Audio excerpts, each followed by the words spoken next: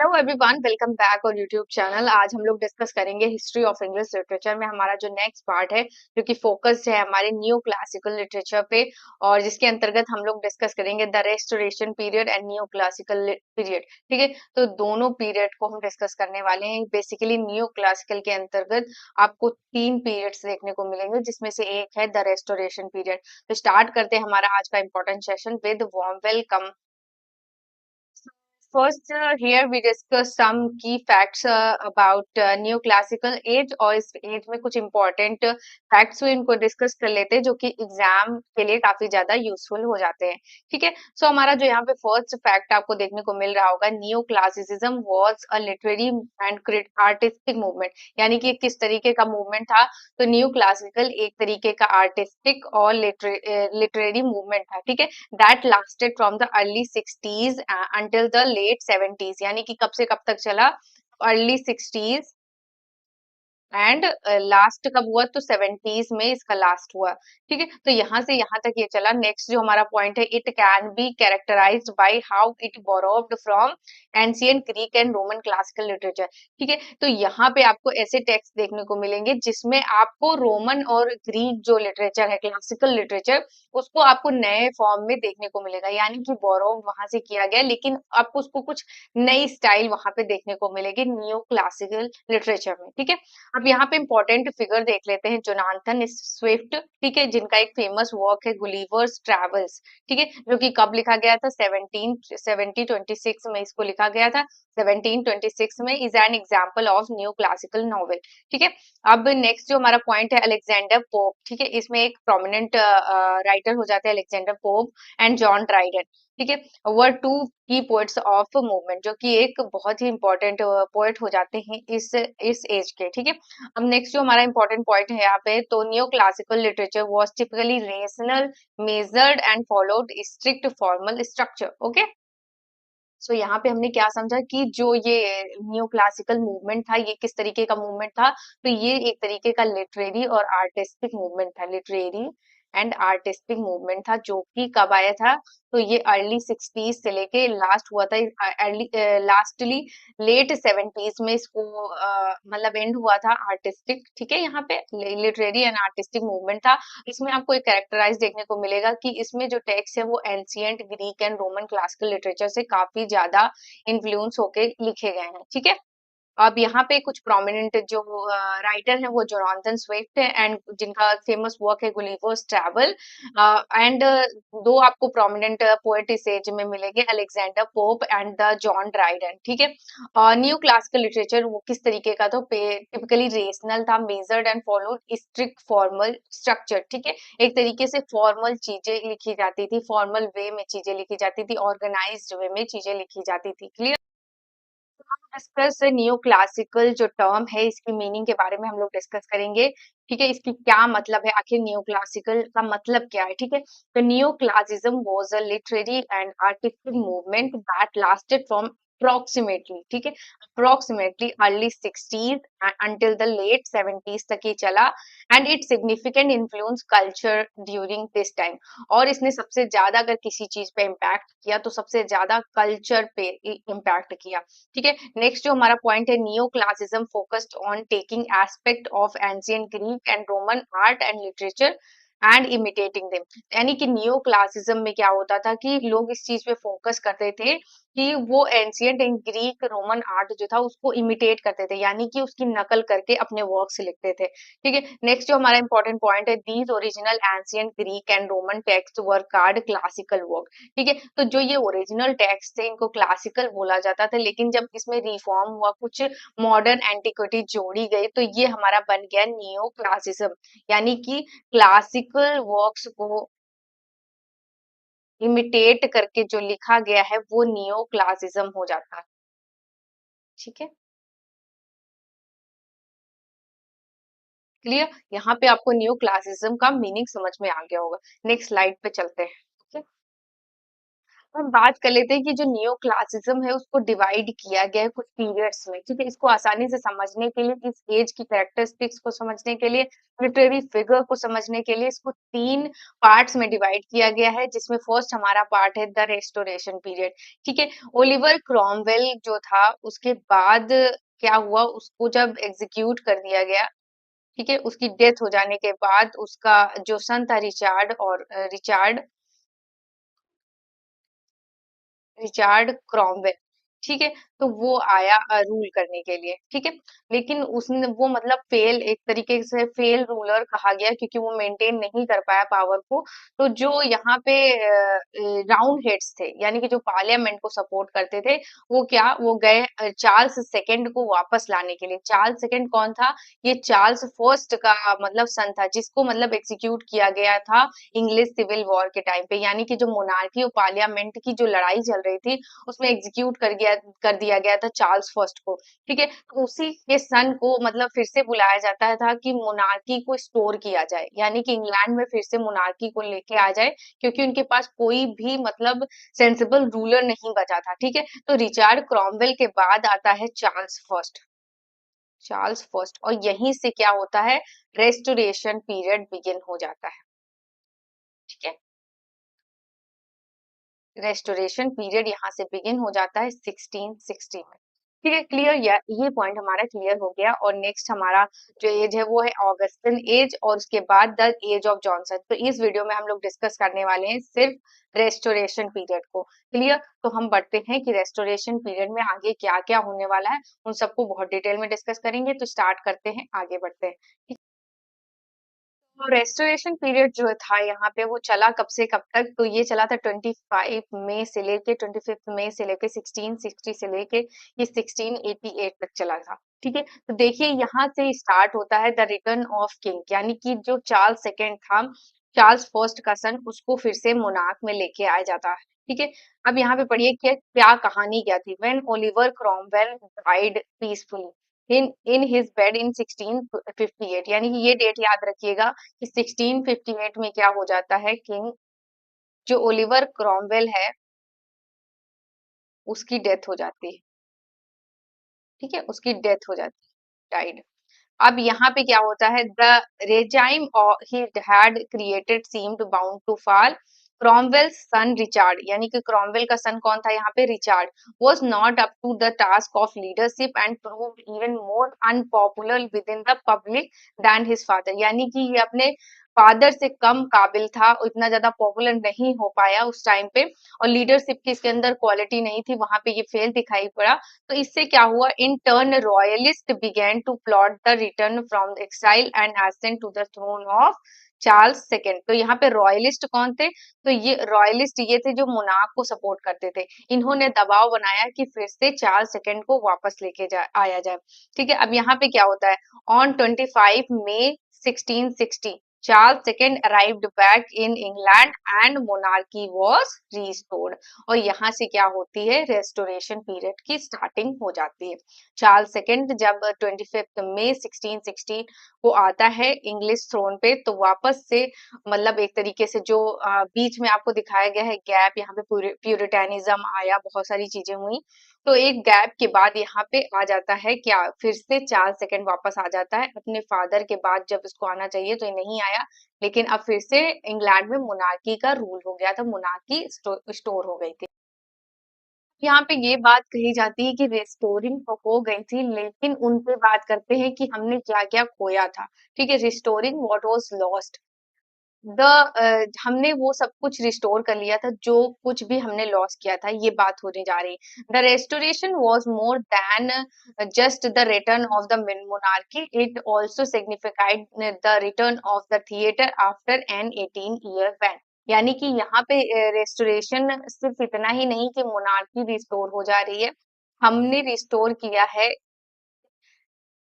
Theatres, हमने restore किया है थिएटर्स को, जो कि 18 साल तक 18 इयर्स तक क्या थे, बैन थे, क्योंकि प्यूरिटन जो है ना, ये मतलब इन चीजों को मतलब बैन कर दिया था कि आप पब्लिकली इंजॉय नहीं कर सकते, कॉफी शॉप्स में नहीं जा सकते, और वुमेन्स नहीं कुछ लिख सकती, वुमेन में काफी ज्यादा रूल्स एंड रेगुलेशंस रख दी गई थी। यानी कि आपको बिल्कुल भी इंजॉय करने, इंटरटेनमेंट को पूरी तरीके से, गैम्बलिंग और जितनी भी ये एंटरटेनमेंट की चीजें थी, इन सबको बंद कर दिया था। किसने? ये जब ओलिवर क्रॉमवेल का रूल चल रहा था। क्लियर? नेक्स्ट जो इसका पॉइंट है वो देखिए, यहाँ पे two new theatres were introduce to London, यानी कि यहाँ पे दो नए थिएटर्स को खोला गया लंदन में। वो देखिए क्या क्या नाम था, the duke's company and the king's company. यानी कि टू थिएटर्स कौन कौन से थे? तो द ड्यूक्स कंपनी,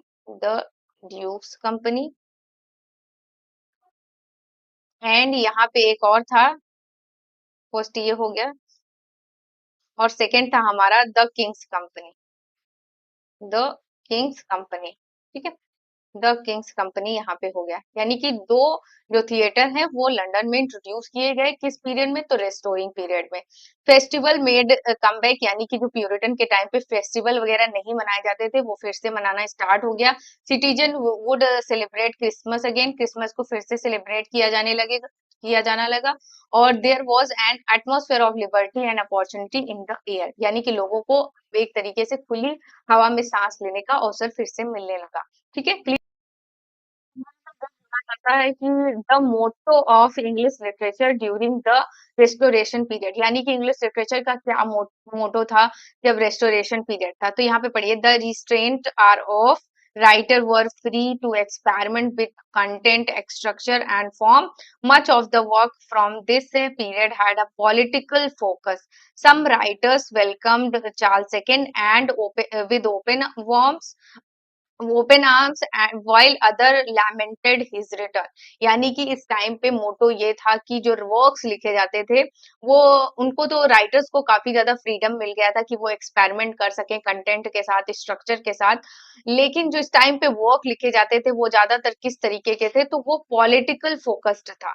यानी कि पॉलिटिकल फोकस है। जिस तरीके से मोनार्की जो है ना वो फिर से रिस्टोर हुई थी, तो ऑब्वियस सी बात है कि हर कोई उसके बारे में लिखना चाहेगा। ठीक है, एक तरीके की हिस्ट्री जो है ना वो फिर से रिपीट हुई थी।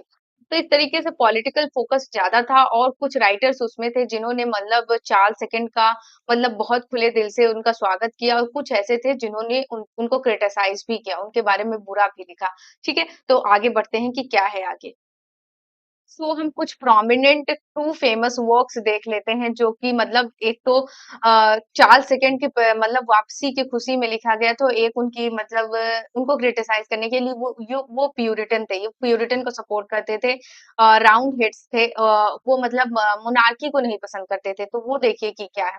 ठीक है, तो यहाँ पे जो हमारा famous work of restoration literature है, तो उसमें हमारा फर्स्ट जो हमारा वर्क है वो एस्ट्रेया रिडक्स। ठीक है, a poem on the happy restoration and return of his sacred majesty Charles the second 1660। ठीक है, तो ये इस पोएम का पूरा टाइटल है, और ये मतलब उनकी मतलब वापसी आने की खुशी में ये वर्क लिखा गया था। जिसको किसने लिखा था? तो इसको लिखा था जॉन ड्राइडन ने, जॉन ड्राइडन ने लिखा था। ठीक है, और यहाँ पे एक इम्पोर्टेंट वर्क है पैराडाइज लॉस्ट, जो कि जॉन मिल्टन ने लिखा था। और इन्होंने मतलब इसमें चार्ल्स सेकंड के बारे में काफी ज्यादा क्रिटिसिज्म किया है उनका, और उनपे ही मतलब एक तरीके से एक स्टोरी का जो उन्होंने बाइबल के लिया, उसी के थ्रू उन्होंने कटाक्ष किया है किस पे? पैराडाइज लॉस्ट में जॉन मिल्टन ने, किस पे? चार्ल्स सेकंड पे। ठीक है, तो इस तरीके से ये काफी ज्यादा मतलब इस एज में अनपॉपुलर है पैराडाइज लॉस्ट जो इन्होंने लिखी जॉन मिल्टन ने। और इन्होंने चार्ल्स सेकंड मोनार्की को मतलब उसमें टारगेट किया है, तो इस वजह से ये काफी ज्यादा अनपॉपुलर रहे इस टाइम पे। और सबसे जरूरी चीज कि जब ये मतलब ये जो इनका वर्क है ये ब्लैंक वर्स में लिखा गया है। ठीक है,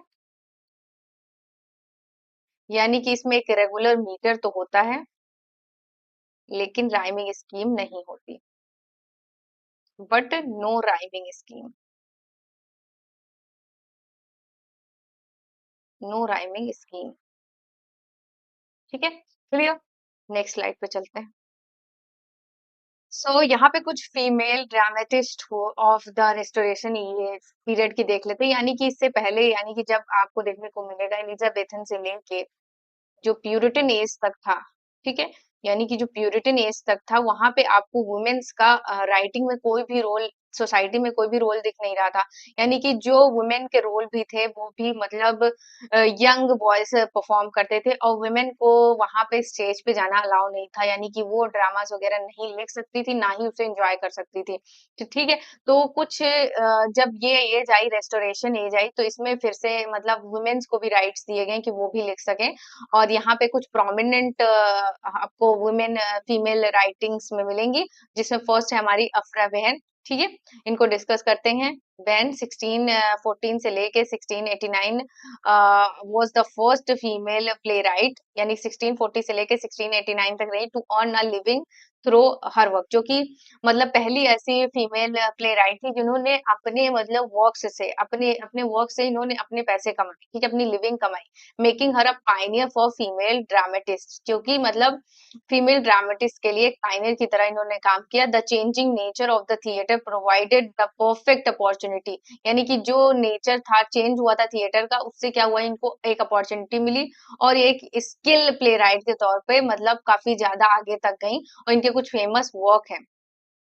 मीन्स द रोवर 1677, ठीक है, ये इनका वर्क है, the rover tells the story of a group of English gentlemen holidaying in Naples. This restoration comedy, और ये क्या है, एक तरीके की कॉमेडी, यानी कि द रोवर जो है ना, द रोवर ये एक कॉमेडी है, ठीक है, जो कि एक्सप्लोर करती है, tackles the theme of marriage, gender roles and love with clever wit and cynical humour, ठीक है। तो इस तरीके की जो थीम्स है इसके साथ ये लीड करती है, और इनके अदर कुछ फेमस रेस्टोरेशन प्लेस देख लेते हैं।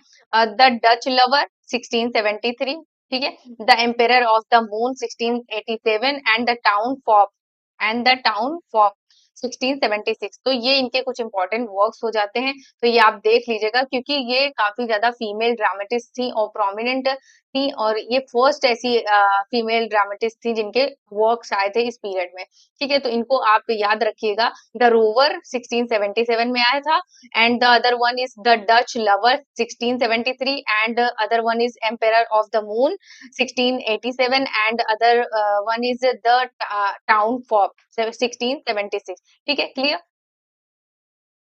तो नेक्स्ट जो हमारी यहाँ पे फीमेल ड्रामेटिस्ट हैं वो है मैरी फिक्स, ठीक है। मैरी फिक्स फिक्स जो थी वो 1666 से लेके 1709 तक की रही, emerged as a professional dramatist in 1696, creating several successful plays throughout her lifetime।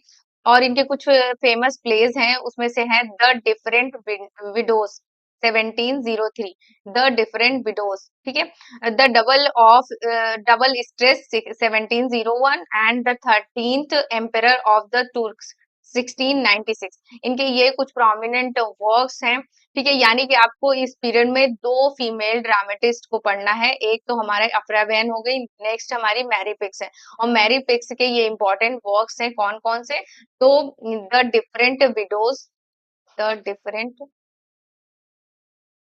Widows, जो कि कब आया था, ये आया था हमारे 1703 में।